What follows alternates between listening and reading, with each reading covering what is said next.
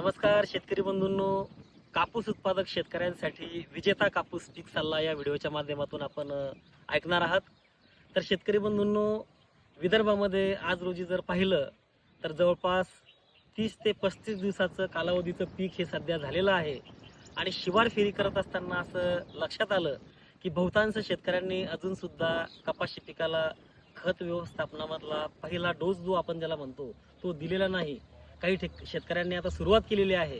जर कपाशी पिकाला आपल्याला पहिला डोस जर द्यायचा असेल शेतकरी मित्रांनो, तर आपण सध्या आता 10-26-26 किंवा 12-32-16 या दोन खतापैकी एक खताची बॅग म्हणजे 50 किलो 10-26-26 किंवा 12-32-16, त्यामध्ये 25 किलो युरिया आणि त्याच्यामध्ये सोबतच सिंगल सुपर फॉस्फेट, बोरॉन आणि मॅग्नेशियम मिश्रित जे मिळतं बाजारामध्ये त्याची एक बॅग म्हणजे ते 50 किलो असं एकत्रित करून हा खताचा डोस पहिला कपाशीला द्यायचा आहे.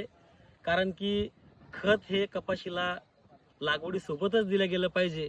पण असं हरकत नाही, जर आपला पहिला डोस द्यायचा राहिलेला असेल तर याप्रमाणे आपण कपाशीच्या पिकाला पहिला डोस द्यावा.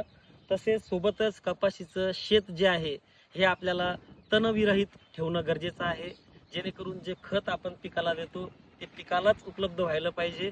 आणि जर तण जर जास्तीत जास्त शेतामध्ये जर असलं तर कीड आणि रोगाचा प्रादुर्भाव सुद्धा कपाशीच्या पिकावर वाढतो.